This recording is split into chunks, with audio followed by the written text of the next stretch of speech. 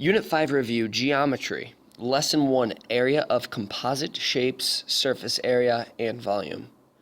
Example 1 Area of Composite Shapes. The directions say to find the area of the shape below. So the area that we're going to find, this is our shape. It is a trapezoid. Remember that the solid lines make up our shape. This dotted line is just a reference. We'll use it later. This shape is known as a trapezoid. More specifically, it's an isosceles trapezoid. We know that the two legs, the sides here, they're equal. On a trapezoid, we have one set of parallel sides. So we don't know the area formula of a trapezoid. So what we've learned to do is we've learned to break our shape down into familiar shapes that we do know the area of. So I just set it up so that now we have two triangles and one parallelogram. Let's focus on our parallelogram. The area of a parallelogram is base times height. My area equals the base, in this case, is from the corner of my parallelogram to my right elbow, right? So our base is actually just the 6. With a base of 6, the height is also 6 feet. The area of the parallelogram is 36 feet squared. Let's continue to the triangle. I see that we have two identical triangles. Now we learned that the area of a triangle is base times height all over 2, or 1/2 base times height. The most challenging part of this lesson is trying to determine the base of a triangle.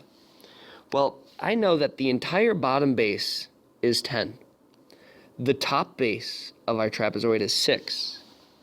We need to find these missing dimensions, so the base of this triangle and the base of that identical triangle. So what we can do is we can do 10 minus 6.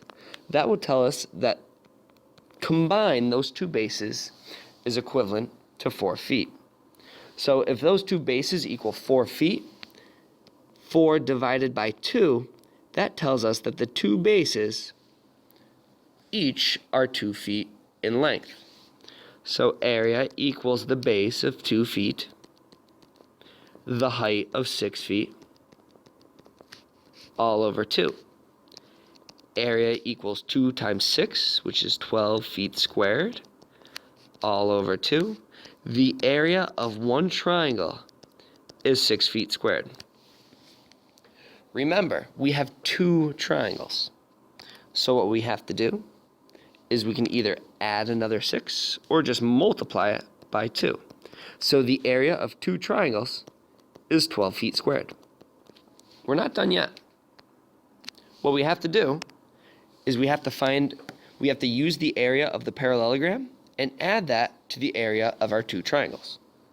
So I know that 36, which is the area of my parallelogram, plus 12, which is the area of my two triangles, equals 48.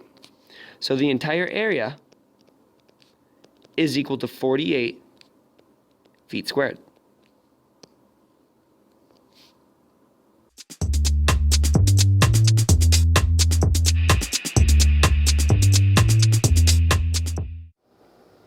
Example 2 with surface area.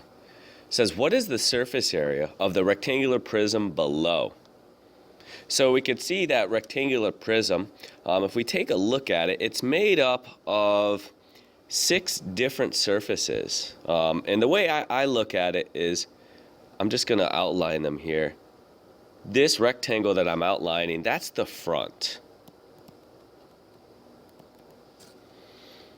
So what we're going to do is we're going to find the area of each surface, all 6 of them. All right, so the area of the front, since it's a rectangle, would simply be base times height.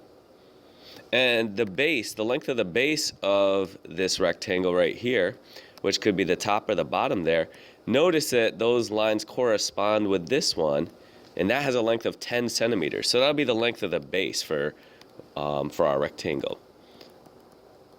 The height, which could be either the left side or the right side here, corresponds with this side that has a height of 5 centimeters.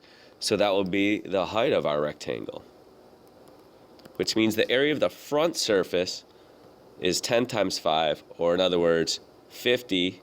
That's a bad zero. Let me fix that real quickly here. 50 centimeters squared.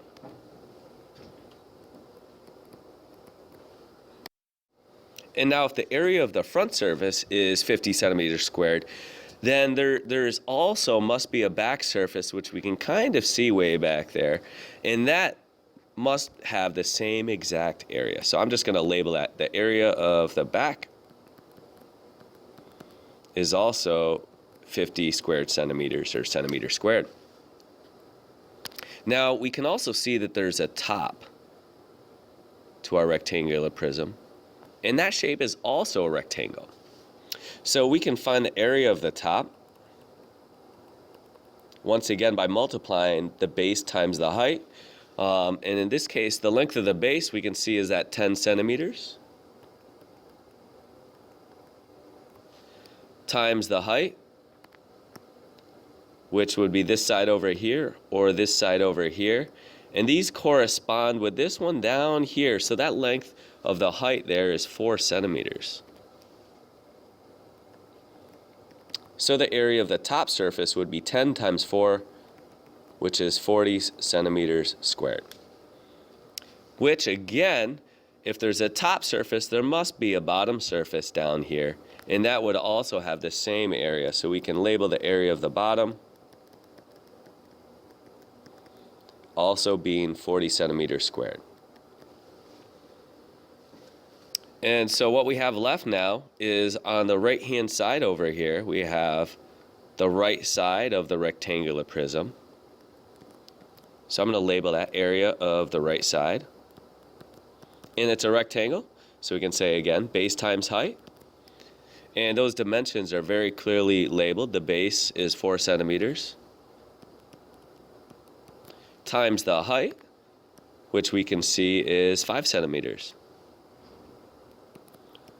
So the base times the height, 4 times 5, would be 20 centimeters squared, which means the area of the left side over here would have the same area of 20 centimeters squared. So the surface area of that rectangular prism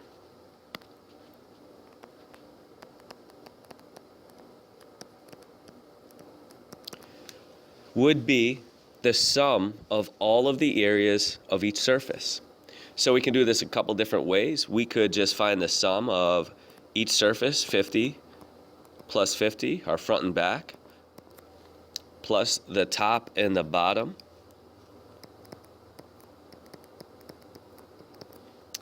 plus the area of the right side and the left side.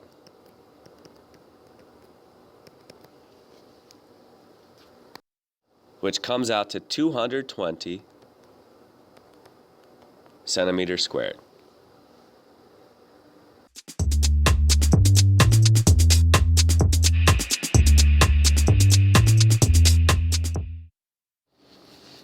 Example number 3 has us working with volume. The problem says the volume of a right rectangular prism is 67 and 2/10 cubic centimeters, and the area of the base is 32 square centimeters.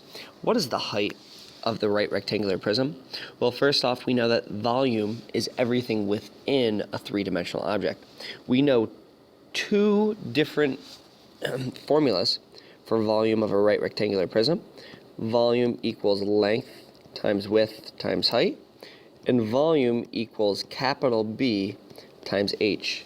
Capital B stands for the area of a base times the height. Okay, so when you're reading a problem, you really have to figure out which formula is best to use. And in this case, because we're talking about area of a base, okay, the best formula to use is volume equals area of the base times height.